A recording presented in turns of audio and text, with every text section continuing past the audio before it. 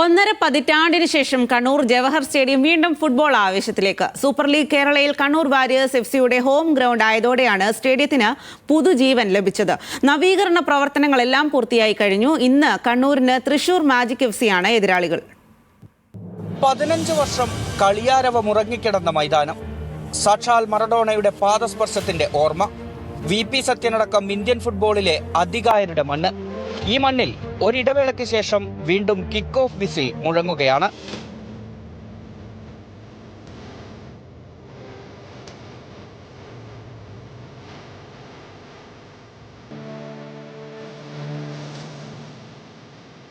Kannur municipal Jawahar സ്റ്റേഡിയത്തിന് ഒരു പ്രതാപകാലമുണ്ടായിരുന്നു.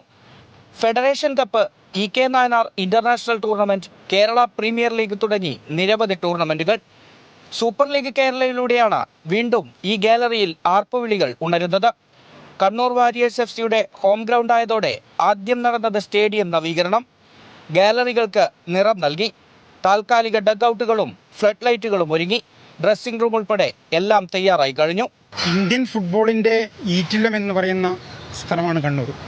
കണ്ണൂർ ജവഹർ സ്റ്റേഡിയത്തിന് ഒരുപാട് പാരമ്പര്യം, ഫുട്ബോളിൽ ഒരുപാട് പാരമ്പര്യമുണ്ട്. ഈ സൂപ്പർ ലീഗ് ശരിക്കും പറഞ്ഞാൽ കണ്ണൂർ ഫുട്ബോളിനൊരു ഉത്തേജകമാണ്.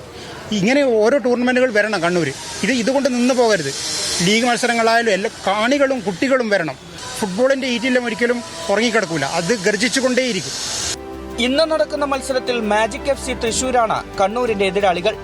ആകെ 5 മത്സരങ്ങൾ സ്റ്റേഡിയത്തിൽ നടക്കും. കാലപ്പഴക്കം കാരണം 15,000 പേരെ മാത്രമേ ഇപ്പോൾ സ്റ്റേഡിയത്തിൽ ഉൾക്കൊള്ളാൻ സാധിക്കൂ. നാട്ടിൻപുറങ്ങളിലെ ടൂർണമെന്റുകൾ പോലും ആവേശ കൊടുമുടി കയറുന്ന കണ്ണൂരിൽ പ്രൊഫഷണൽ മത്സരത്തിന് പന്തുരുളുമ്പോൾ ഫൈനൽ വിസിൽ വരെ ഈ മണ്ണിന്റെ ഫുട്ബോൾ കമ്പം കാണാമെന്നുറപ്പ്. ഇടയ്ക്കെപ്പോഴോ നിലച്ചുപോയതാണ് കണ്ണൂരിന്റെ ഫുട്ബോൾ കളി ആവേശം. 7-ാം തീയതി തൃശൂർ മാജിക് FCക്കെതിരെ കണ്ണൂർ വാരിയേഴ്സ് കണ്ണൂർ ജവഹർ സ്റ്റേഡിയത്തിലെ കളത്തിലിറങ്ങുമ്പോൾ അത് കണ്ണൂരിന്റെ ഫുട്ബോൾ പ്രതാപകാലത്തേക്ക് തിരിച്ചു പോകുന്നതിലേക്കുള്ള പന്തുതട്ടൽ കൂടിയാവും. വലിയ ആവേശത്തിൽ കാത്തിരിക്കുകയാണ് ഫുട്ബോൾ ആരാധകർ.